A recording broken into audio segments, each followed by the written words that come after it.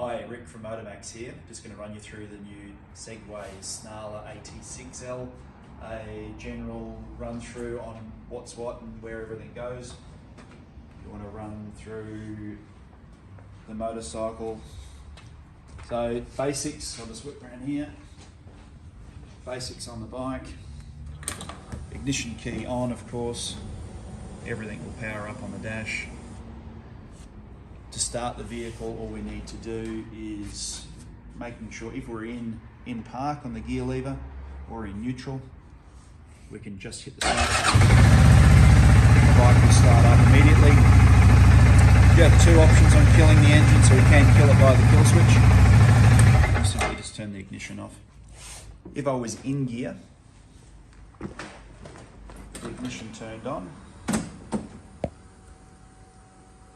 I cannot start the bike until I actually have a foot or a hand on the brake itself. So it doesn't matter which one we use, it can be front, rear, or the foot brake. The bike will start up immediately.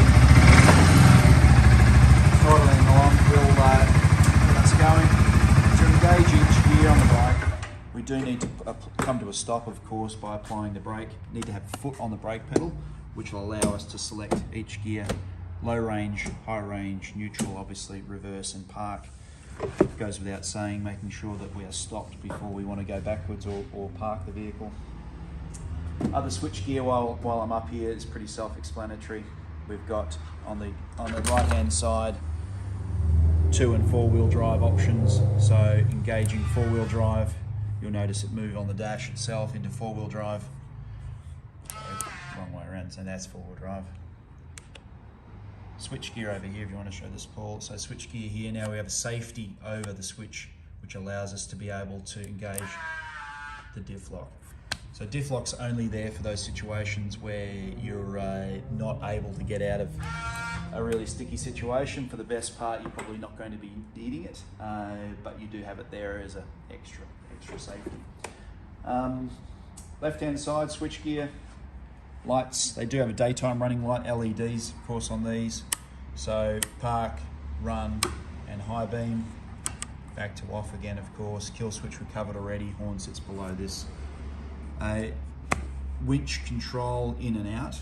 Vehicle needs to be on, ideally with the engine running of course, so we're not going to flatten the battery while we're going.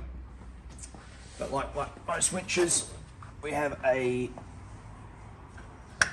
free spin, free spool, which will allow us to pull that one out, attach to whatever we need to move out of the way, lock it in place, and then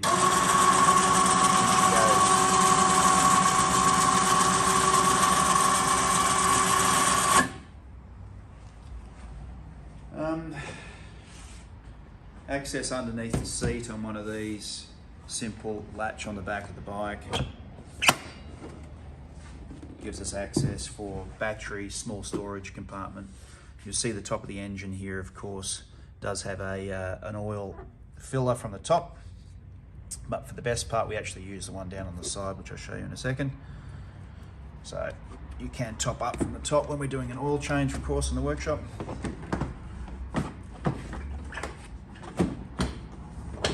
Flip that one back down.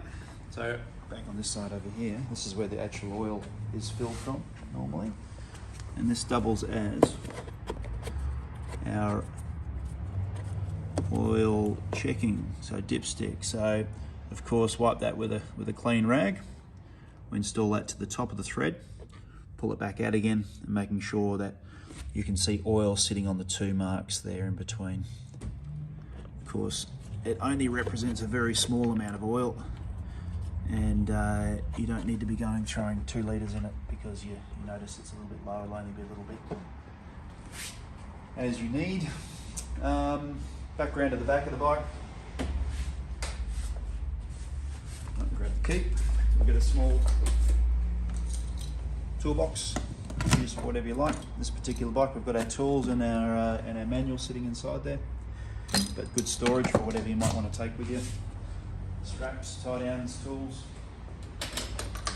Another little cubby hole on the front, in front of the rider. Pull that one up. We can see in there you've got both USB power and a 12-volt accessory port as well. fuel on one of these, of course, is sitting off to the side, 23 litres in capacity, huge amount of storage, huge amount of fuel, sorry. A unleaded 91 octanes, all that's required. And last one that we didn't speak about, but should have done before, was air cleaner. Of course, the Segway's got a unique setup with the engine sitting backwards in the frame, so the air box is actually sitting right up front. Of course, this is great for getting fresh air into the air box, and does mean that your air cleaner is breathing a lot more fresh air. You're not getting as much dirt in them, but still need to be able to look after that and clean it. So there's 4 clips. I'm not going to take it off for you now, but 4 clips, 2 on the front, 2 on the back. Pop that off, and that gets access to your air cleaner. All right, that's about it. Anything else, you can always give us a call here at the shop. Any questions you've got. Thanks very much.